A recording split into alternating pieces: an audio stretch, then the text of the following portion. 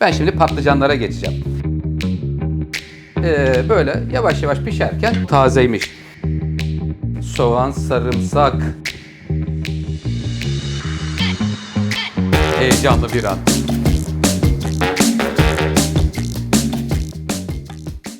Merhabalar, hoş geldiniz, sefalar getirdiniz. Bugün sizlere Diyarbakır yöremizin çok güzel bir lezzeti olan meftune yemeği hazırlayacağım. Değerli seyircilerim, meftunede gerekli olan malzemeler 500 gram dana kuşbaşı et.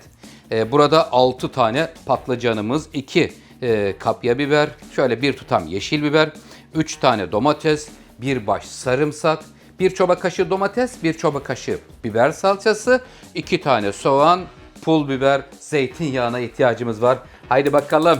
Bismillahirrahmanirrahim. Yiyenlere şifa olur inşallah. Evet, eti nasıl bir işlemden geçirdim? Hemen ondan da bahsedeyim.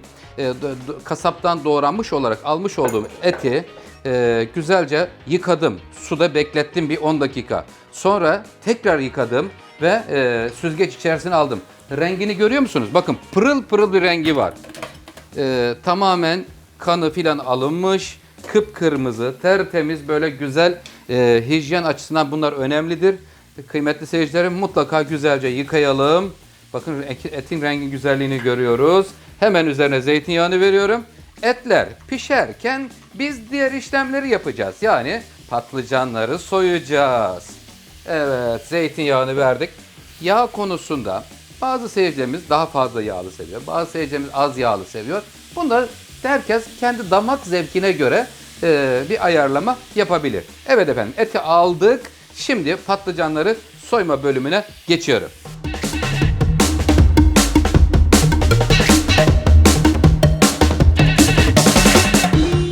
Tenceremizin içine etleri aldık. Şu anda hiç karıştırmadan görüyoruz, bakın renk hem pembe hem pişmeye başlayan renk değişimi uğruyor. Hemen şöyle bir karıştıracağım. Burası böyle yavaş yavaş pişerken ben şimdi patlıcanlara geçeceğim. Patlıcanları iki yöntem ile pişirebiliyoruz. Hangi yöntemi benimseyeceksin Oktay Usta derseniz, ben bu eti hemen şu büyük ocağa alayım. Burası çünkü denge sağlamış olayım. Kapağını da kapattım. Orada önce biraz sulanacak, suyunu çekecek. Soğanlar ve diğerleri gelecek. Evet efendim, şimdi patlıcanları, taze alınmış patlıcanlar. Bakın püf noktalarından da bahsedeyim isterseniz patlıcanların. Şimdi şuraya bir tanesini soyayım, ondan sonra bahsedeyim değerli seyircilerim. Alacalı soyuyorum. Soydum. Bakın patlıcanlar ne kadar beyaz, görüyor musunuz? Bunun beyaz olmasının püf noktası şuradaki patlıcanın yeşil olmasından kaynaklanıyor. Şuradaki sap bölümünü görüyor musunuz? Dalından tutan bölümdeki yeşil olursa o vakit patlıcan taze demektir. Ondan dolayı püf noktasından bahsediyorum.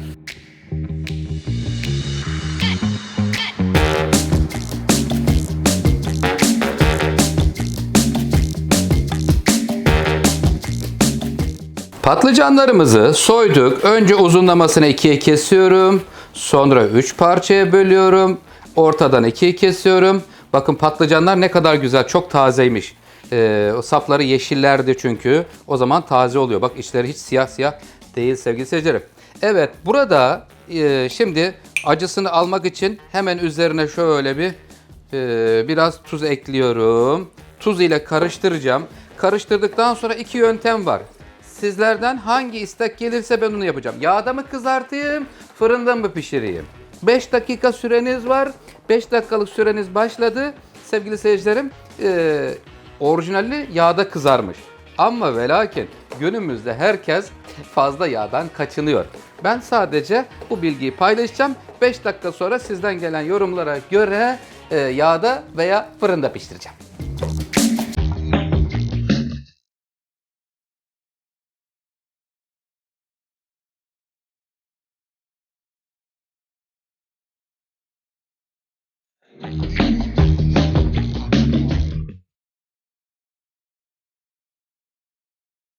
Evet efendim, şimdi patlıcanlar 10 dakika tuzla bekletildikten sonra yıkadım ve sonra da suyunu süzdürdük. Şimdi fırın tepsinin zeminine yağlı kağıt serdim. Evet, yani istekler bölümünde fırında pişirmem konusunda yoğun istek geldi. Hay siz nasıl isterseniz ben o şekilde pişiririm. Benim için problem yok. Yeter ki sizlerin isteği olsun.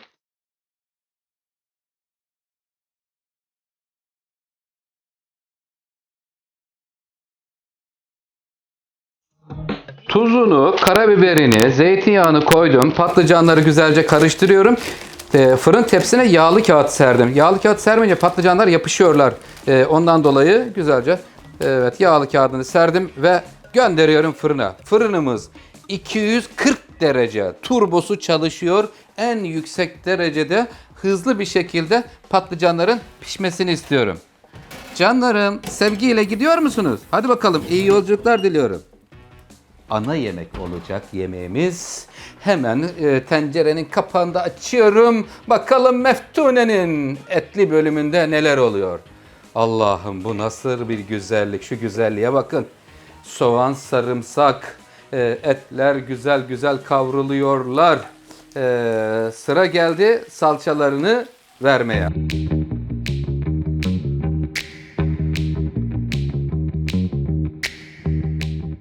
Evet, şimdi tenceremizin kapağını açalım. Çok güzel olmuş.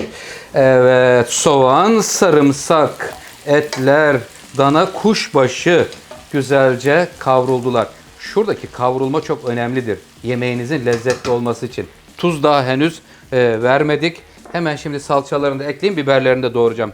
Kapya biberler, kırmızı biberlerini. Kırmızı biberler burada olacak. Yeşil biberler daha sonraki bölümde yerini alacaklar tencerenin içerisinde. Salçasıyla iyi kavrulursa yemeğiniz her zaman lezzetli olur. Çünkü salça kavrulmadığı zaman çiğ salça kokusu olur yemeğinizde. Bu önemli bir detaydır. Aman burayı atlamayalım. Videolarımızı mümkün mertebe atlamadan detaylarıyla birlikte seyrederek benimle yaparsanız hiçbir sıkıntı yaşamazsınız yemeklerde. Bir de önemli püf noktası, yemekleri açıklamalar bölümünde malzeme listesi yazılı. Oradan hemen ekranın altına düşürüyorsunuz malzeme listesini. Video devam ediyor. Oradan da kontrollerinizi yapıyorsunuz. Ön hazırlıklarınızı tamamlayıp ondan sonra Oktay Usta'yla beraber yaparsanız %100 garanti net netice almış olursunuz. Değerli seyircilerim. Evet, şimdi salçalar, biber ve domates salçası. Diyarbakır'ın meşhur yemeğini hazırlıyorum. Yurdumuzun her bir köşesinin lezzetleri özel. İnşallah elimden geldiğince yöresel lezzetlere, dünya mutfağından, Türk mutfağının lezzetleri, saray yemekleri hepsini hazırlamaya, yer vermeye çalışıyorum elimden gelince. Biberleri de ilave ettim. Hemen şöyle biberlerle de bir döndürüyorum. Üzerine hiç bekletmeden sıcak suyunu veriyorum. Önce etler pişecek. Etlerin üzerine çıkacak kadar su veriyorum. Bol domatesle pişen bir yemek olacak. Patlıcanlarla buluşma vakti olacak çünkü. Üzerine geçti. Kapağını kapatıyorum. Etler lokum gibi, yalnız güzel pişmiş olması lazım. Asla sert olmasın. Yumuşacık oluncaya kadar pişiriyoruz. Sonra baharatlar ve tavada buluşma anı oluyor.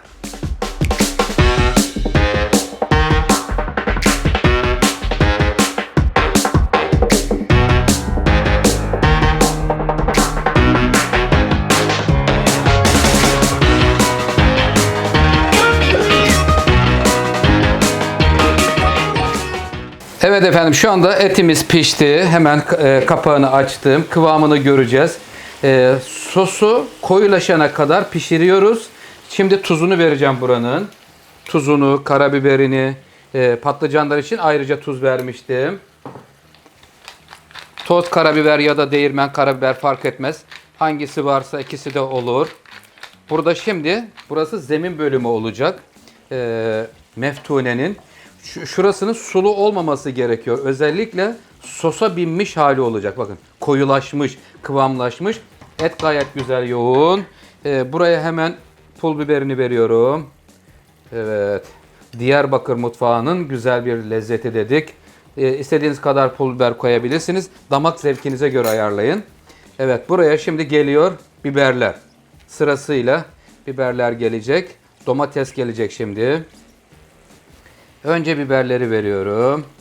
Biberleri verdikten sonra Şimdi domateslerini ekliyorum buranın. Kabuğu soyulmuş, ince kıyılmış ya da rendelenmiş. Her ikisi de olur. Hemen şöyle güzelce yayalım. Buradan sonra artık bu tencerede her şey hallolacağı için patlıcanlar da buranın üzerine gelecek. Güzelce yayıyoruz. Tuzunu biberini eklemiştik. Hemen fırından patlıcanları alıyorum. Gelin bakayım canlarım. Sevgiyle gelin. Güzel. Evet. Fırında kızarttık patlıcanlarımızı. Yağsız olsun diye. Yani olabildiğince az yağ olması için böyle yaptık. Şimdi kenarlara doğru şöyle bir patlıcanlardan bir sıra şöyle diziyorum. Özellikle köşeye doğru. Sonra da diğer kalanlarını orta bölüme hepsini dökeceğim. Ama şurada bir kenar çerçevesi olması gerekiyor. Güzel.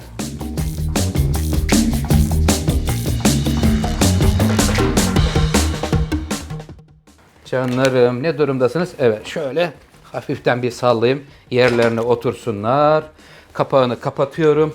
Bir 15 dakika demlendiriyor. Sonra da servis vakti diyoruz.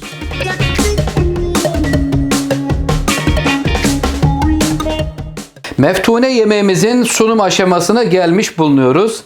Kısık ateşte önce kapağını kapatmıştım, sonra kapağını açtım. Açık haliyle lokum gibi oluncaya kadar, suyunu çekinceye kadar pişirdim. Altını kapattım. Şöyle bir sallıyoruz. Hareket etsin ki dibine yapışmış olmasın diye. Hemen üzerine getirip şimdi bir tane tabak kapatıyorum. Heyecanlı bir an. Bakalım çevirdiğimde soslar dökülecek mi diye biraz korkuyorum. Geniş bir tabak daha koydum. Eğer dökülürse buraya dökülsün diye. Bismillahirrahmanirrahim. Heyecanlı bir an değerli seyircilerim. Evet bakalım nasıl bir meftune çıkacak. Canım hazır mısın? Ayrılır mısın sevgiyle? Eş dost sevdiklerimiz sofrada seni bekliyorlar. Uy. Biraz dibi yanmış sevgili seyircilerim ama olsun. O biraz karamelize olmuş. Demek ki dibini yakmamak lazım. Evet, aslında yenmeyecek kadar değil. Güzel, aslında lezzete bürünmüş bir durumda. Ama benim beklediğimden daha fazla kızarmış tabii. Ben bu kadar kızarmışını doğrusu beklemiyordum. Şimdi bana Diyarbakırlı dostlarım diyecek ki Oktay Usta ne yaptın? Meftune'yi yaktın diyecekler. Haklısınız. Dibine tutturdum. Özür dilerim. Biz de hiçbir şey yapmacık değil. Doğaçlama gittiğimiz için sevgili seyirciler, evet gerçekten bronzlaştı. Ben şimdi biraz maydanoz dallarından da destek alacağım da biraz yeşilliklerden de destek alarak şöyle servis ve sunum aşamasına geçmek istiyorum kıymetli seyircilerim. Evet, Oktay Usta yöresel lezzetlere ve Türk mutfağını ve dünya mutfağından seçmelere devam edecek. Sizler isteyin, ben pişirmeye devam edeceğim ama inşallah sonrakileri yakmadan devam etmek istiyorum. Evet efendim, bir lezzetimizin daha sonuna gelmiş bulunuyoruz. Yeni tatlarda, yeni lezzetlerde buluşuncaya dek sevgili seyircilerim, hoşça kalın, sağlıklı kalın, Allah'a emanet olun.